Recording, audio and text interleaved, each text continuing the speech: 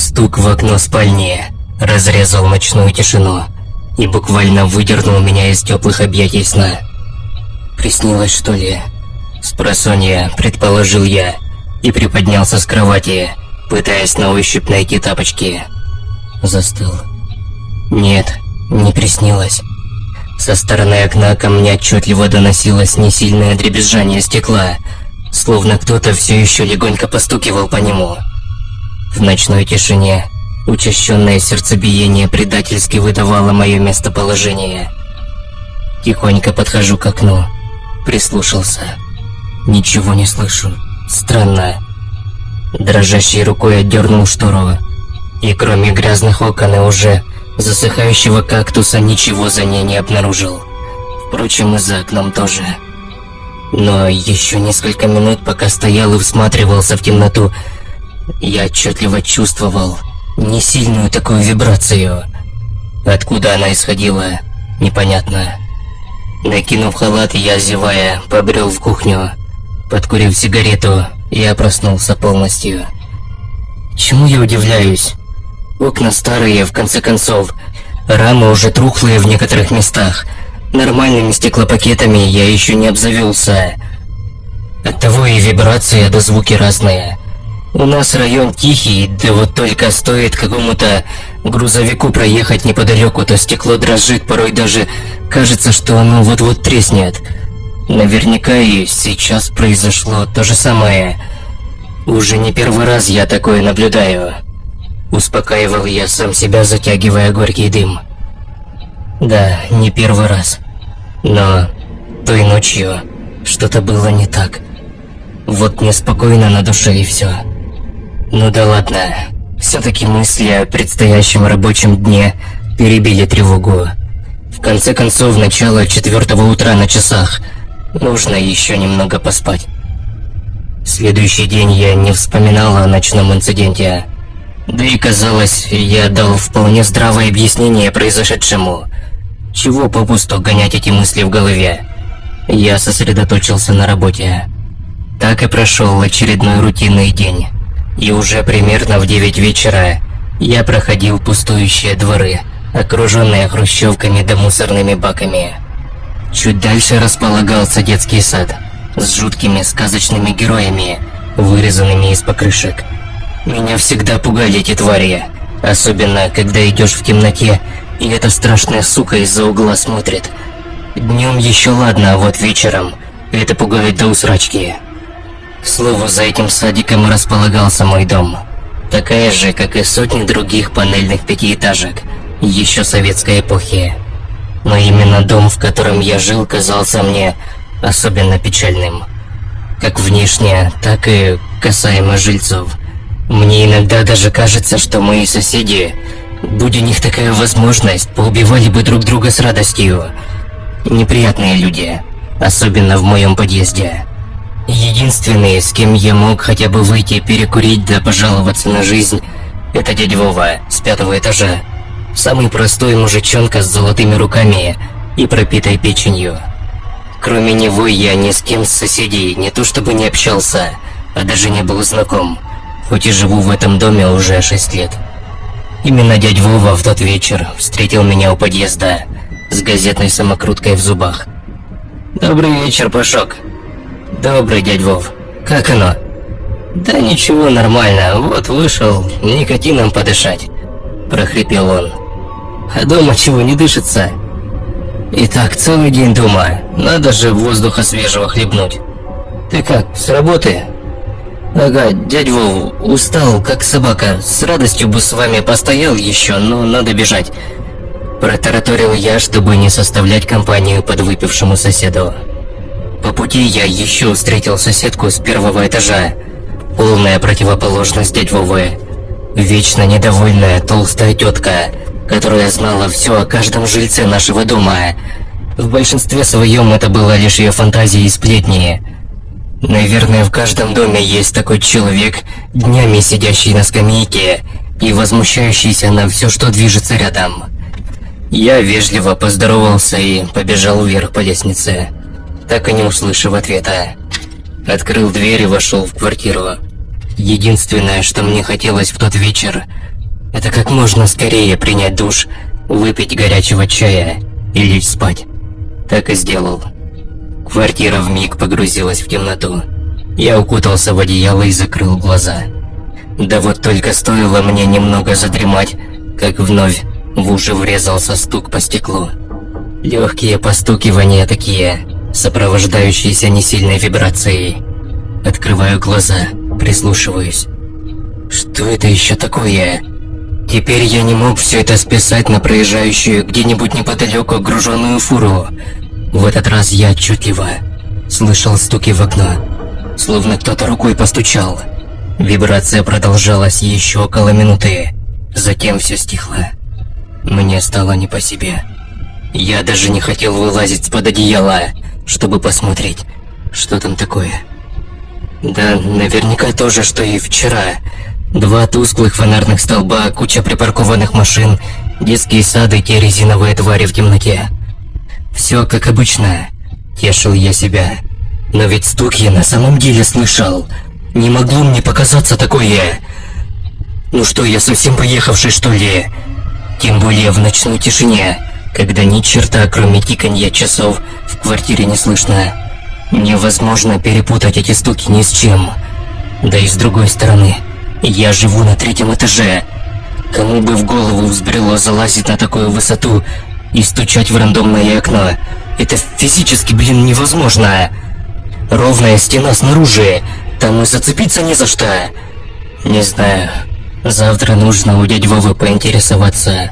Может, он тоже слышал что-то. Все-таки усталость взяла верх над моей озабоченностью ночными стуками. Я уснул. Больше той ночью меня ничего не тревожило. Утром я даже не вспомнил об инциденте, так как проспал на работу, и единственная мысль у меня была, как бы не получить выговор от начальства. Все происходящее уже 2 ночи подряд я списывал на свою усталость и на то, что мне просто все причудилось. Тем вечером, возвращаясь домой, я не обнаружил дядю Вову, стоящему у подъезда. Пока поднимался по лестнице, все думал, стоит ли заходить к нему и разговаривать о ночных стуках, или мне все-таки показалось. И все это вообще не стоит внимания. Нутро подсказывало мне, что все-таки следует зайти. Так и сделал. Переоделся дома, взял с холодильника пару бутылок пива и поднялся к нему. Постучал в дверь. Шаркающие шаги, скрежет замка. «О, привет, Пашка!» «Добрый вечер, дядь Вов, можно к вам?» Поинтересовался я, показав, что пришел не с пустыми руками. «Спрашиваешь еще? Заходи, конечно. Только у меня тут не убрано!» Засмеялся мужик, пиная ногой разбросанную обувь, пытаясь поставить ее ровнее. «Ты так в гости или хотел чего?» Вдруг поинтересовался он. И я же решил сразу к делу. «Видишь ли, тут такое дело, дядь Вов. 2-ю ночь меня будут отчетливые стуки в окно, а потом стекло так дребезжит, словно по двору танки едут». Мужик присел за стол и открыл бутылку пива. «Вот хотел у тебя спросить, то ли я уже переработал и крыша ехать начинает, то ли на самом деле что-то не то. Ты ничего не слышал такого?» Дядя Вова изменился в лице. «Да, было дело. Сегодня ночью». «То есть ты тоже слышал стуки?» «Ну, я не спал еще. Магнитофон паял Степанычу с 1-го подъезда. Так слышу с гостиной что-то похожее на стук. А у меня же окна, как и у тебя, старенькие. Такой звук звонкий». Дядя Вова говорил это в полтона, словно боялся, что его услышит кто. Я положил паяльник, значит, иду в комнату, свет включил, и... Мужик заметно разнервничался.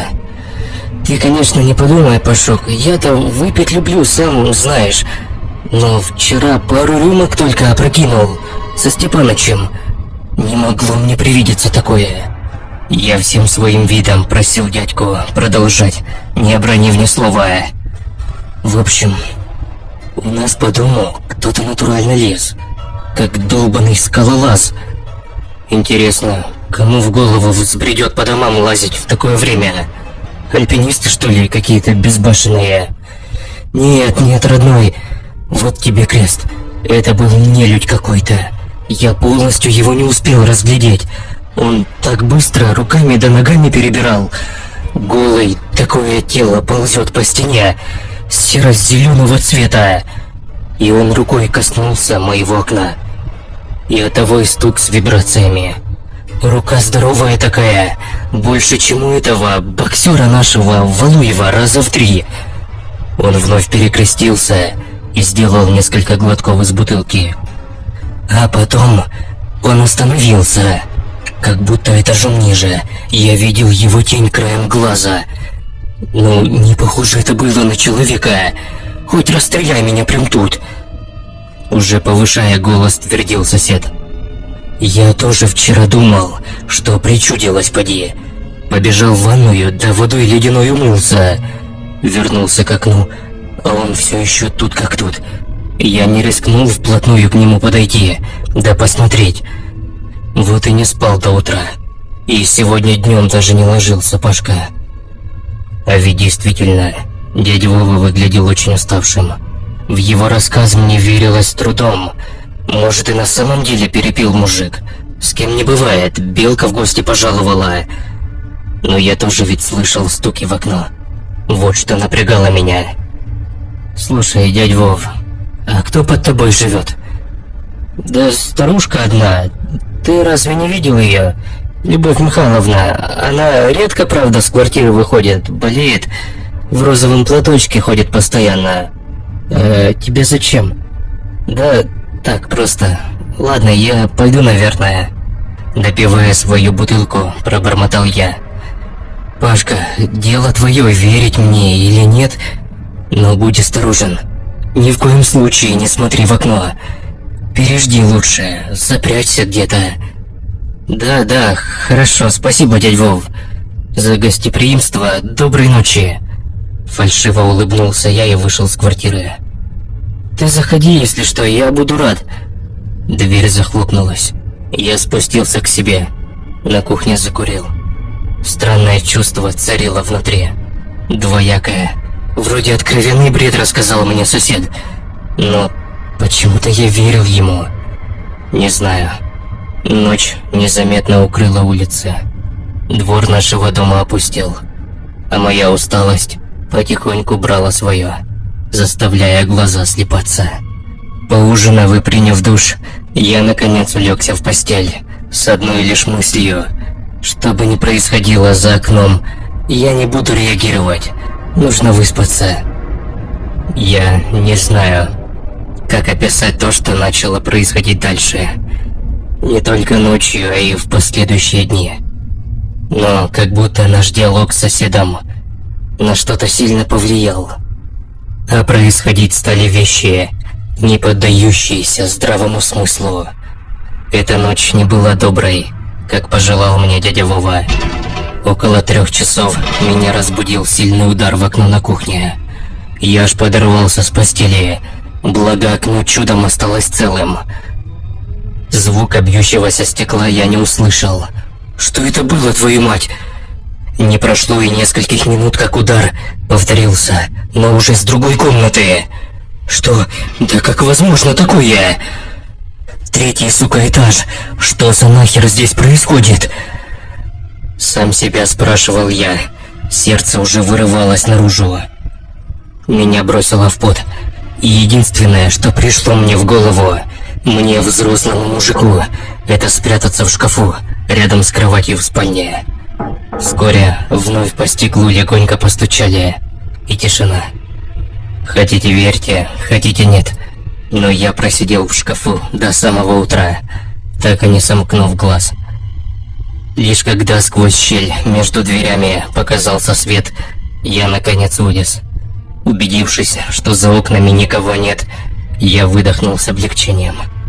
Вышел на кухню и обомлел. Снаружи на стекле было видно отчетливый отпечаток ладони. Я даже не знаю, с чем сравнить это, но присмотревшись, я понял, что отпечаток выглядел, словно его оставили грязной, вымазанной в земле рукой. Жуть, которая сковала меня тогда, я даже не могу описать словами. Меня натурально начало трясти. Я не мог успокоиться. Руки дрожали, словно у меня болезнь Паркинсона. Я попробовал выпить таблетку успокоительного, но это мало чем помогло. Позвонил начальнику, отпросился, сказав, что заболел. Подкурил дрожащей рукой сигарету.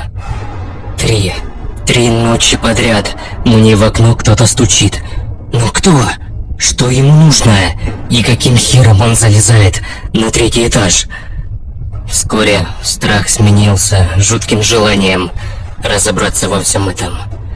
Может, это вор какой-то? Не знаю, проверяет, может, есть ли кто дома. Но след от руки даже отдаленно не был похож на след человеческой ладони. Неужели дядь Вова оказался прав? Решил вновь заглянуть к нему в гости. В этот раз дверь мне никто не открыл. Странно. Может, шатается где-то уже. Он постоянно рано утром куда-то уходил. Ни разу уже замечал. Человек не работает, но у него постоянно были какие-то дела. Раз уж вышел с квартиры, решил спуститься на 4-й этаж и попробовать поговорить с той бабулькой в розовом платочке, о которой вечером мы с дядь Вовой говорили. Каково же было мое удивление, когда, спустившись, я обнаружил распахнутую дверь. Любопытство взяло свое, и я заглянул в квартиру. Там царил жуткий беспорядок. Разбросанные вещи, разбитое зеркало на комоде. А когда я наконец вошел внутрь, соседки в квартире я не обнаружил, но обнаружил похожий след на окне. Дальше только хуже. Соседка бесследно исчезла, а в последующие дни я не видел ни ее, ни соседа дядю Вову. Мне так-то и дела к ним никакого не было. Они, по сути, мне никто. Полицию я не вызывал. Не знаю, почему, не могу объяснить. Возможно, боялся какой-то ответственности. Боялся, что меня обвинят, если с ними что-то случилось. Ведь всякое может быть. Как я сказал немного ранее, несколько последующих дней я не видел ни дядю Вову, ни соседку в розовом платке. Но и в окно мне никто не барабанил. Странно. С каждым днем все хуже и хуже мысли лезли мне в голову.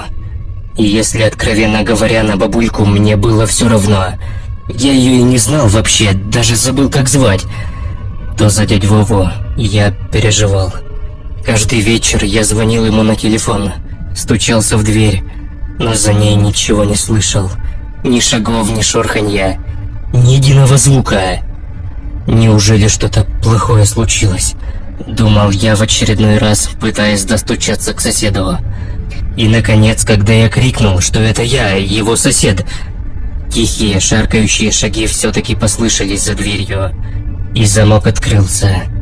Передо мной предстал запуганный до полусмерти мужик, сгорбившийся и не выспавшийся. «Дядь Вов, что с тобой?» Заходи быстрее!» Я зашел к нему в квартиру.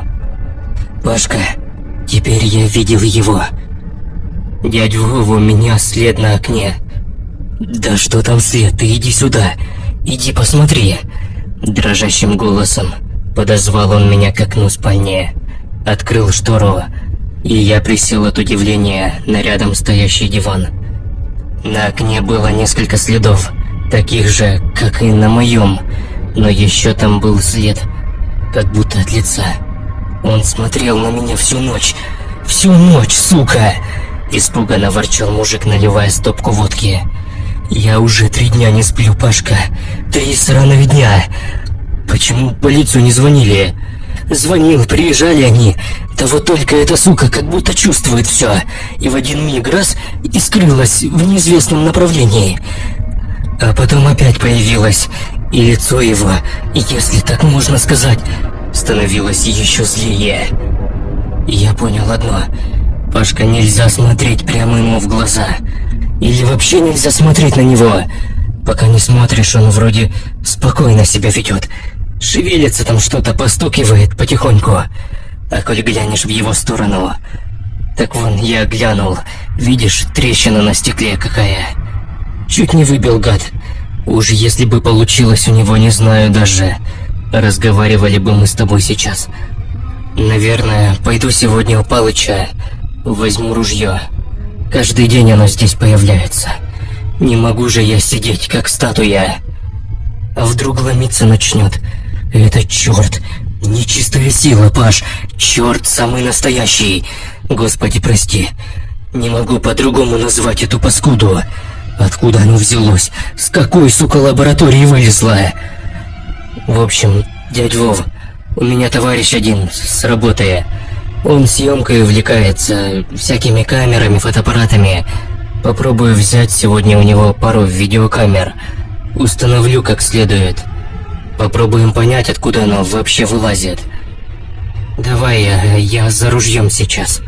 Услышишь выстрелы, лучше беги. Полицию вызывать бесполезно. Еще и виноватыми окажемся. После визита к соседу я созвонился с тем самым товарищем. Я одолжил у него пару камер наблюдения. Собственно, он их и устанавливал у нас в офисе, где я работаю. К вечеру камеры были уже установлены и подключены к моему ноутбуку и телефону. К слову, этим же вечером я узнал, что еще пропало несколько человек с нашего дома. К 4-му подъезду приезжала полиция. Долго стояли там, опрашивали людей. Зевак еще много собралось. В домашних халатах да тапочках. Но спустя пару часов полиция уехала, а жильцы с испуганными лицами разошлись по домам. Полиция, увы, бессильна в делах, пахнущих откровенной бесовщиной. Этой ночью стуки вернулись и в мое окно. Внутри все сжалось. Сердце забилось в груди в унисон с этими стуками. Ладошки вспотели и потянулись в карман за мобильным телефоном. Именно тогда, в ту же секунду, окно в гостиной разлетелось вдребезги от жуткого удара. Я вновь забился в шкаф и, достав телефон, включил трансляцию с камеры. Господи, что это такое? Непроизвольно буркнул я и тут же сам себе закрыл рот рукой. Немного перемотав назад, я отчетливо увидел какое-то гуманоидное существо, ползущее по стене, подобно насекомому. Лица его не было видно, но мне хватило одних только его движений, чтобы чуть не наложить в штаны. Ведь это действительно был не человек. Люди не могут так держаться на вертикальных поверхностях. Да и размером оно было далеко не с человека, раза в 1,5 больше, если не в 2. И я видел, как оно разбило стекло и забралось в мою квартиру. Оно здесь, совсем рядом. Я, сидя в шкафу, чувствовал его приближение, слышал его шаги по осколкам стекла. Тяжелое, хриплое дыхание наполнило квартиру. Шаги становились все ближе и ближе. И, наконец, остановились прямо у шкафа. Господи, то, что со мной тогда творилось, я передать словами даже не могу. Животный страх сковал меня полностью, все мое тело. Я не мог пошевелить даже кончиками пальцев. Старался даже не дышать. Оно остановилось напротив шкафа. Я знаю, что ты там. Вдруг раздался его ужасный хриплый голос. Оно словно выдавило из себя эту фразу, заставив меня обмочиться. Потом последовали легкие, издевательские постукивания по дверце шкафа. Оно словно наслаждалось своей добычей, пыталось растянуть момент. И единственное, что мне пришло тогда в голову, это как можно скорее напечатать сообщение соседу и надеяться, что он сразу его прочитает. Тогда, сидя в шкафу, я вспомнил все молитвы, пытался прочитать «Отче наш» как мог, и, наконец, дверь шкафа со скрипом открылась.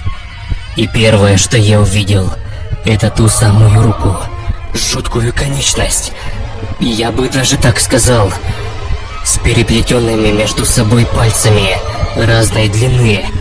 темная грязная конечность, открыв дверь, потянулась ко мне. Именно тогда на весь подъезд прогремел сильный хлопок. Моя входная дверь чуть ли не слетела с петель, а свет с подъезда озарил прихожую. Жуткая тварь тут же, отпрянув от меня, попятилась к окну. И наконец, когда в прихожей появился силуэт дядь Вовы с ружьем, тварь, разбив очередное окно, выпрыгнула из квартиры. Я же, перепуганный, в слезах и с пятном на штанах, все так же оставался сидеть в шкафу, уставившись на соседа, пришедшего в самый нужный момент. Лишь через несколько минут я пришел в себя, благодаря нашатырю и холодной воде. Дядь Вова привел меня в чувство. Полиция не заставила себя долго ждать. Конечно же, соседа сразу повязали и посадили в полицейскую машину. Стражей порядка тоже можно понять. Кто-то из жильцов услышал выстрел и вызвал наряд. Те же, приехав, обнаружили расстрелянный замок на двери и дядьку, немного напоминающего алкоголика, с ружьем в руках, перепуганного меня в слезах. Тут все налицо. Благо, все обошлось. В тот же вечер дядь Вову отпустили, просто изъяв оружие и выписав штраф. Я поговорил с полицейскими, угостил их, скажем так, немного рублем, ну и, конечно же, заплатил за соседа штраф.